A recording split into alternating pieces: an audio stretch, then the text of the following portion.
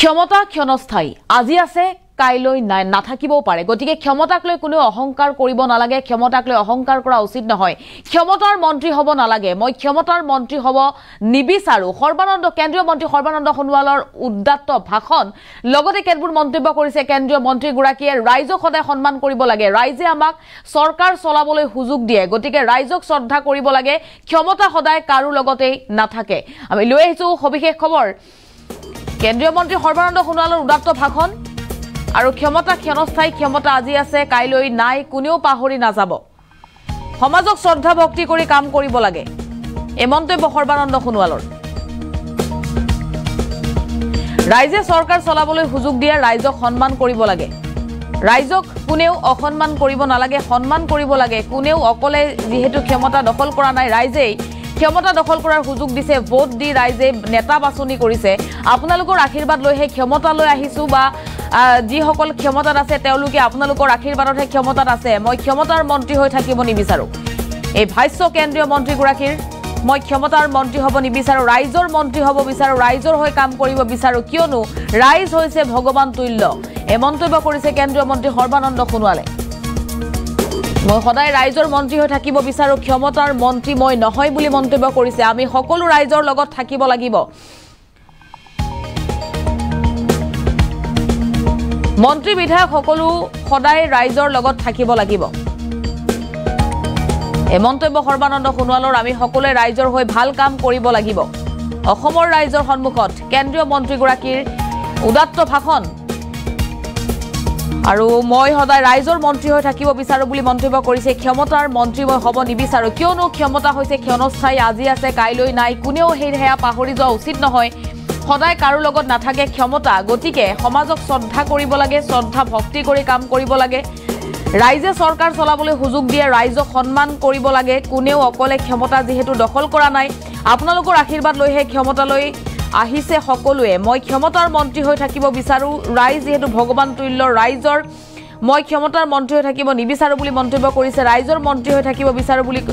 মন্তব্য কৰিছে কেন্দ্ৰীয় মন্ত্ৰী সৰ্বানন্দ সোণোৱালে মই সদায় ৰাইজৰ মন্ত্ৰী হৈ থাকিব বিচাৰো আমি সকলোৱে ৰাইজৰ লগত থাকিব লাগিব মন্ত্ৰী বিধায়ক সকলোৱে সদায় ৰাইজৰ লগত থাকিব লাগিব আমি সকলোৱে ৰাইজৰ ভালৰ হৈ কাম কৰিব লাগিব আৰু ক্ষমতা যে ক্ষণস্থায়ী হেয়া কোনেও পাহৰি নাযাব এই মুহূৰ্তত আমাৰ হাতত কেন্দ্ৰীয় মন্ত্ৰী সৰ্বানন্দ সোণোৱালৰ মন্তব্য আহি পৰিছে মন্তব্য শুনক ক্ষমতাৰ মন্ত্ৰী হৈ নহয় ক্ষমতা ক্ষণস্থায়ী আজি আছে কালি নাই কিন্তু ৰাইজ সদায় থাকিব ৰাইজ হৈছে ভগৱানৰ ৰূপ আমাৰ গুৰুসকলে কৈ গৈছে সমাজখনক শ্ৰদ্ধা ভক্তি কৰি কাম কৰিবা সদায় তুমি জীৱনৰ প্ৰতিটো মুহূৰ্ততে ৰাইজৰ আশীৰ্বাদ পাবা গতিকে সেইকাৰণে মই হওক ঋতুপন বৰুৱাই হওক বা পুনাকন বৰুৱাই হওক বিনোদ হাজৰিকাই হওক আমি যিমান সংখ্যক ইয়াত দলৰ মানুহ এজিপি বিজেপি সকলোৱে আপোনালোকৰ মৰম স্নেহ আশীৰ্বাদ লৈহে আজি সমাজ সেৱা কাম কৰাৰ সুযোগ লাভ কৰিছো ইয়াৰ আগতে মই 5 বছৰ আপোনালোকৰ আশীৰ্বাদত আপোনালোকে সহযোগিতা কৰাৰ বাবে মই চৰকাৰ চলাইছিলো বা আমি চৰকাৰ চলাইছিলো গতিকে এতিয়া কেন্দ্ৰীয় মন্ত্ৰী হিচাপে দেশ সেৱা কৰাৰ সুযোগ লাভ কৰিছো এই সকলোবিলাক সম্ভৱ হৈছে আপোনালোকৰ দৰে ৰাইজৰ আশীৰ্বাদ আৰু সহযোগিতাৰ বাবে গতিকে সেইকাৰণে মই ইয়াত সমবেত হোৱা খাৰজন চাহ বাগিচাত সকলো বৃহত্তৰ এই অঞ্চলৰ ৰাইজক গভীৰ শ্ৰদ্ধা জ্ঞাপন কৰিছো আৰু আপোনালোকে সদায় আশীৰ্বাদ দি থাকিব আমিও যিমান পাৰো ভাল কাম কৰি যাম কাৰণ মই এটা কথা বিশ্বাস কৰো মোৰ ভাল লাগিছে নিৰপেক্ষভাৱে এই বিজেপি নেতৃত্বাধীন মিত্ৰজোঁট চৰকাৰখনে কাম কৰাৰ বাবে ইয়াত 5জনকৈ মেধাৱী ছাত্ৰই 1 পইচা নিদিয়াকৈ চৰকাৰী চাকৰি পাবলৈ সক্ষম হ'ল গতিকে সুশাসন ব্যৱস্থাৰ যোগেদি অসমৰ 3,40,00,000 মানুহৰ আজি উন্নয়নৰ বাবে যিখিনি চৰকাৰে কাম কৰিছে এই কামখিনি মই ভাবো যে প্ৰতিগৰাকী ব্যক্তিয়ে ইয়াক যুক্তিৰে পঢ়িয়াই চাইছে আৰু এই কামৰ পৰা তেখেতসকল লাভান্বিত হৈছে মই ৰাইজৰ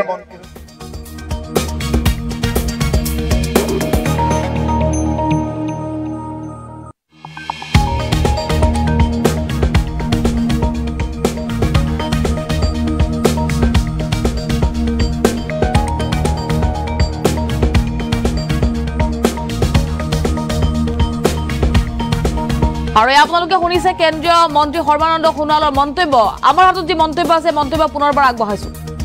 বা পুনাকন বৰুৱাই হওক, বিনোদ হাজৰিকাই হওক, আমি কিমান সংখ্যক ইয়াত দলৰ মানুহ এজিপি বিজেপি সকলোৱে আপোনালোকৰ মৰম স্নেহ আশীৰ্বাদ লৈহে আজি সমাজ সেৱা কাম কৰাৰ সুযোগ লাভ কৰিছো। ইয়াৰ আগতে মই 5 বছৰ আপোনালোকৰ আশীৰ্বাদত আপোনালোকে সহযোগিতা কৰাৰ বাবে মই চৰকাৰ চলাইছিলো বা আমি চৰকাৰ চলাইছিলো। গতিকে এতিয়া কেন্দ্ৰীয় মন্ত্ৰী হিচাপে দেশ সেৱা কৰাৰ সুযোগ লাভ কৰিছো। এই সকলোবিলাক সম্ভৱ হৈছে আপোনালোকৰ দৰে ৰাইজৰ আশীৰ্বাদ আৰু সহযোগিতাৰ বাবে। গতিকে সেইকাৰণে মই ইয়াত সমবেত হোৱা খাৰজন চাহ বাগিচাত সকলো বৃহত্তৰ এই অঞ্চলৰ ৰাইজক গভীৰ শ্ৰদ্ধা জ্ঞাপন কৰিছো। আৰু আপোনালোকে সদায় আশীৰ্বাদ দি থাকিব। আমিও যিমান পাৰো ভাল কাম কৰি যাম, কাৰণ মই এটা কথা বিশ্বাস কৰো। মোৰ ভাল লাগিছে নিৰপেক্ষভাৱে এই বিজেপি নেতৃত্বাধীন মিত্ৰজোঁট চৰকাৰখনে কাম কৰাৰ বাবে ইয়াত 5জনকৈ মেধাৱী ছাত্ৰই 1 পইচা নিদিয়াকৈ চৰকাৰী চাকৰি পাবলৈ সক্ষম হ'ল। গতিকে সুশাসন ব্যৱস্থাৰ যোগেদি অসমৰ 3,40,00,000 মানুহৰ আজি উন্নয়নৰ বাবে যিখিনি চৰকাৰে কাম কৰিছে, এই কামখিনি